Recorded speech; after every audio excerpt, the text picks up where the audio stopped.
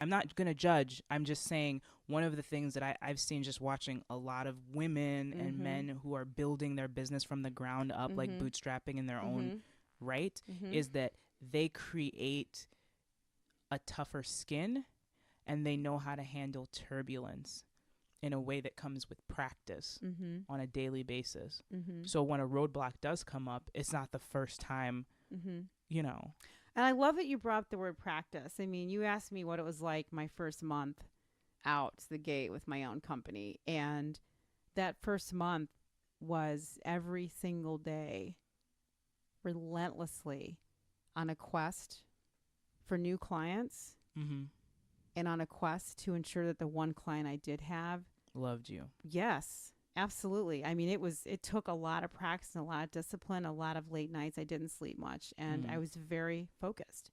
And people around me were concerned about money. It was just money. It wasn't a concern about are you happy or not. It was more Yeah. like how are you going to pay your mortgage Yeah. note? Yeah. It was how are you going to buy the food? What's going to happen if you're not employed for very long? And I was like, you don't understand. I'm never going to be employed again. I have my own company now.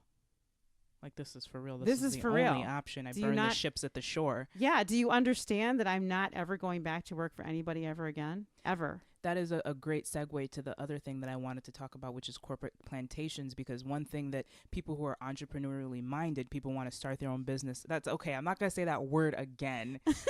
People who are Let's just say it. Corporate plantation. Corporate plantation. corporate Corporate plantation. plantation.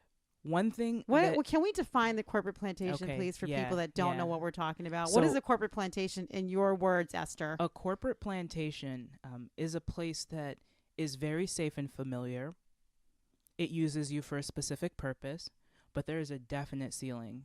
You are always going to be an employee. You're never going to own it. And there's a limit to what you can do within that system. So, yes, you can rise through the ranks from the field to the house. Are we really going there? You got me. Hey, if we're using the word plantation, we might as well continue the Okay, let's metaphor. just go. Let's just go. You can rise through the Come on, y'all. ranks. Let's go.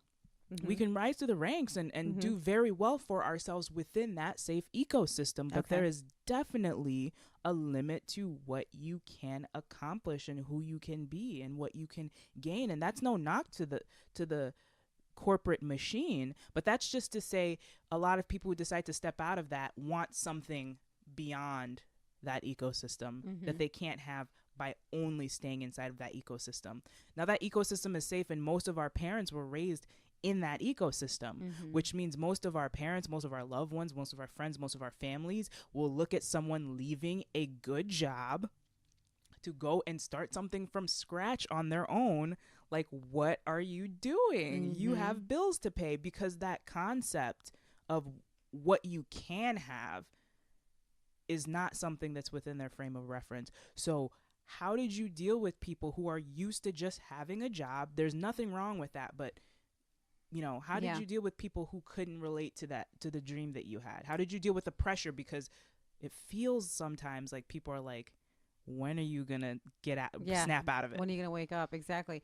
Well, for me, I have convictions, and that's a little bit that's a personality trait. I'm stubborn, and I kind of, when I believe something, I believe it. When I'm going to do something, I'm going to do it.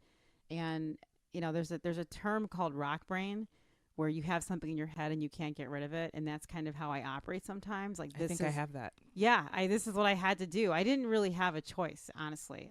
I don't feel like I had a choice. Did you feel like you just weren't made for being in a corporate machine? I don't know if it's that. I just think I've always been very driven, and my drive and ambition for how I see the world, or how I want to help a client be successful, is too big to work for someone else. That's it. I just had to do this for myself. And that's how a lot of entrepreneurs believe that, their vision is too big for someone else to manage. They have to manage themselves. And that's how I started my company, and how I've still managed to maintain it. And that's how I like to be and live and exist. And I know that I do my best work, definitely when I have direct access to my customer. If It's I about creative work, control, not compromising your vision or something. well, I don't know if it's even creative control. I think that I love being in close proximity to my customer all the time. If I work for somebody else, my proximity is very far apart. I'm not close to the customer because I'm working for someone else who is responsible for the customer, not me.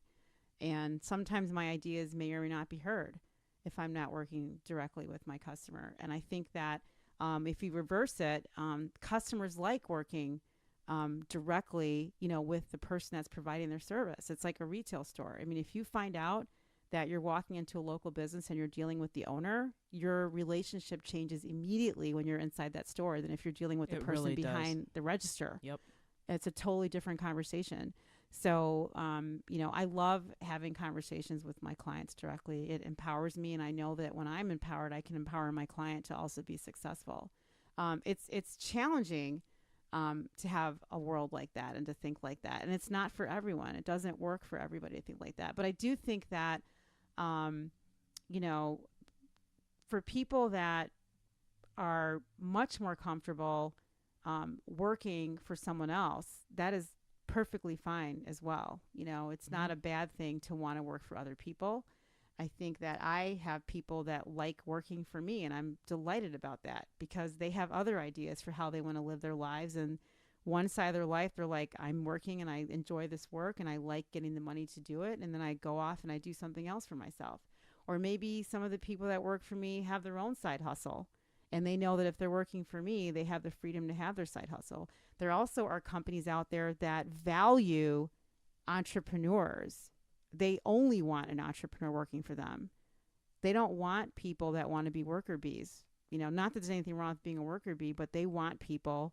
You're the second business owner I've heard use the term worker bee Really? this week. Is that right? That's hilarious. I mean, there's nothing. It's very true, and there's nothing wrong with that. There isn't. I mean, there It's are about people. alignment of expectations, desires, and goals. Exactly. What is your goal, right? So there are companies that look for people that think like an entrepreneur because they need people to start everything from scratch. They don't have the time, the bandwidth, the capacity, and it's not part of their strategy to handhold an employee to solve a problem. They want the employee to not only solve a problem, they want the employee to find new problems to solve. And that takes a different kind of a worker. But there are companies that aren't like that. I mean, there's other companies that need the machine. They need the machine to be running all the time. And you know what? I worked for that company for a long time and I helped the machine keep going. But I realized at some point, you know what? I really want to run my own machine. And that's totally fine too.